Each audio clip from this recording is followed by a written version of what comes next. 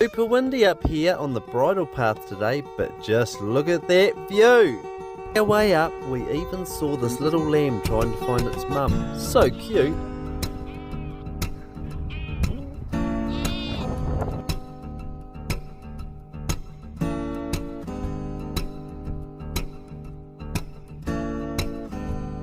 I honestly feel so grateful to live here in Christchurch, surrounded by trails, mountains and views over Lyttelton Harbour. Nature like this is pure magic.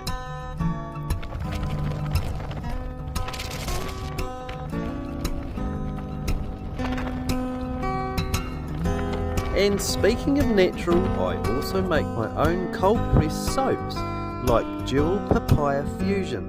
It's gentle, nourishing, and gives your skin that healthy glow.